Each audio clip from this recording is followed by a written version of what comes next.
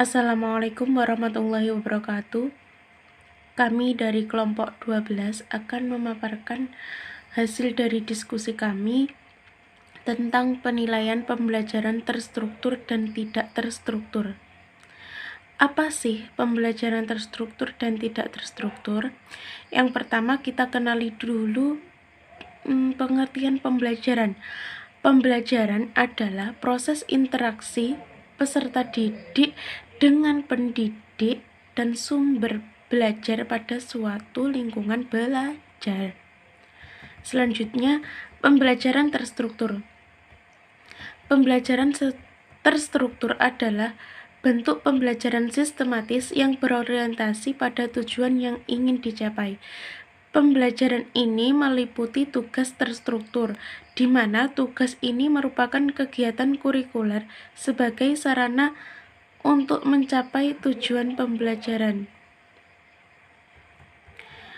Pengertian tugas terstruktur adalah sebuah tugas yang diberikan kepada siswa dalam upaya meningkatkan pemahamannya terhadap suatu materi pembelajaran, di mana waktu pengumpulan tugas terstruktur ditentukan oleh guru, bisa pada pembelajaran berikutnya atau keesokan harinya.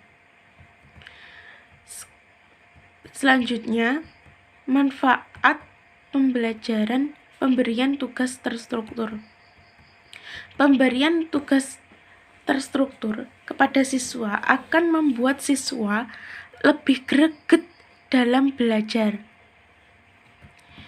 Manfaat bagi siswa yang pertama, memberikan kesempatan bagi siswa untuk lebih memahami materi pelajaran yang telah dibahas di kelas. Yang kedua, memberikan waktu kepada siswa untuk mengulang kembali materi pelajaran. Yang ketiga, siswa dapat mengukur kemampuan dirinya dalam pembelajaran. Dan yang keempat, menumbuhkan rasa percaya diri dan disiplin siswa. Selanjutnya, manfaat bagi guru. Yang pertama, mengetahui letak kekurangan dan kelebihan guru dalam melaksanakan pembelajaran. Yang kedua, mengukur kemampuan siswa sehingga akan memudahkan guru dalam merencanakan bimbingan kepada siswa yang masih sangat kurang. Yang ketiga, memberikan kesempatan pada orang tua untuk melihat perkembangan anak mereka. Yang keempat, jalinan kerjasama antara orang tua dengan guru dan sekolah semakin kuat. Selanjutnya, pembelajaran tidak struktur. Tugas tidak terstruktur termasuk dalam program dari pembelajaran tidak terstruktur. Tugas tidak terstruktur merupakan tugas yang diberikan oleh guru kepada siswa untuk mengukur dan meningkatkan kemampuan siswa dalam memahami suatu materi pembelajaran. Bedanya dengan pemberian tugas terstruktur, pembelajaran tidak terstruktur ini, waktu pengumpulan tugas ditentukan dalam waktu yang lama, bisa sampai 1 bulan atau akhir semester.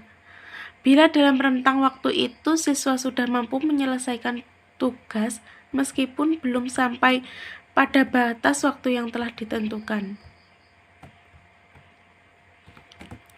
Manfaat tugas tidak terstruktur dalam pembelajaran. Seperti halnya dengan tugas terstruktur, tugas tidak terstruktur juga memiliki manfaat bagi siswa. Di antaranya, mampu melatih siswa untuk bekerja sama secara berkelompok, memberikan siswa untuk berkreasi karena waktu mengerjakan tugas lebih lama, menumbuhkan rasa percaya diri siswa karena dapat mengerjakan tugas dalam waktu yang lebih lama. Dan selanjutnya, teknik penilaian pembelajaran terstruktur dan tidak terstruktur akan dilanjutkan oleh teman saya, yaitu Mbak Puspa. Materi selanjutnya adalah teknik penilaian pembelajaran terstruktur dan tidak terstruktur. 1. Teknik penilaian. Menurut Permendiknas nomor 22 tahun 2006 menyatakan bahwa standar isi untuk satuan pendidikan dasar dan menengah mencakup lingkup materi minimal dan tingkat kompetensi minimal untuk mencapai kompetensi lulusan minimal. Berbagai macam teknik penilaian dapat dilakukan secara komplementer atau saling melengkapi sesuai dengan kompetensi yang dinilai. Teknik penilaian yang dimaksud antara lain melalui 1. Tes. Tes adalah pemberian sejumlah pertanyaan yang jawabannya dapat benar atau salah. Tes dapat berupa tes tertulis, tes lisan, dan tes praktik.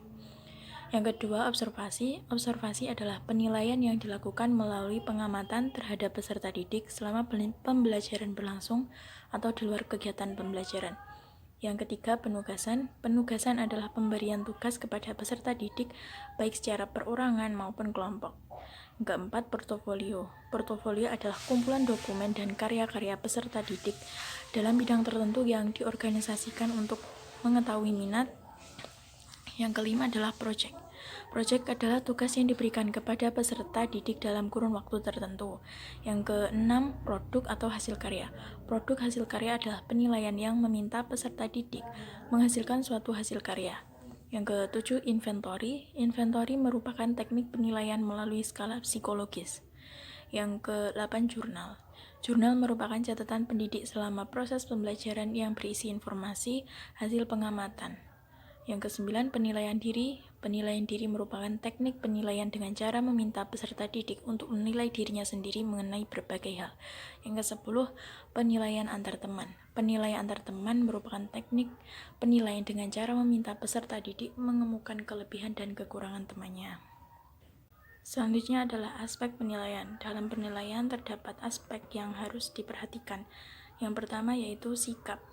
Guru dalam melakukan penilaian terhadap aspek sikap peserta didik dapat dilakukan dengan observasi atau pengamatan, penilaian diri dan antar teman, serta jurnal atau catatan guru baik saat pembelajaran berlangsung maupun di luar pembelajaran. Aspek yang kedua yaitu pengetahuan. Kementerian Pendidikan dan Kebudayaan mengungkapkan bahwa aspek pengetahuan dapat dinilai dengan cara tes tulis, tes lisan, dan penugasan. Yang ketiga yaitu aspek keterampilan. Adapun yang menjadi penilaian dalam aspek keterampilan adalah kinerja atau performan, proyek, dan portofolio.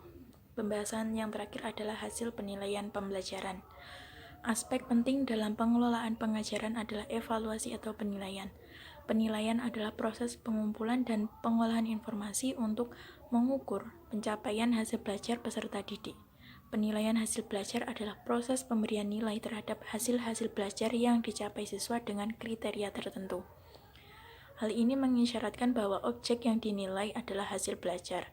Pemberian tugas baik yang terstruktur maupun tidak terstruktur merupakan acuan untuk penilaian pembelajaran. Penilaian kegiatan terstruktur dilakukan terutama terhadap hasil kegiatan terstruktur. Penilaian kegiatan terstruktur dilakukan setelah siswa selesai mengerjakan tugas tersebut, dan hasil penilaian tersebut dipertimbangkan dalam menentukan nilai rapor. Penilaian pembelajaran berfungsi sebagai 1. Alat untuk mengetahui tercapai tidaknya tujuan instruksional. 2. Umpan balik bagi perbaikan proses belajar mengajar. 3. Dasar dalam menyusun laporan kemajuan belajar siswa kepada orang tuanya. Sekian presentasi makalah dari kami. Apabila ada kurangnya, mohon maaf.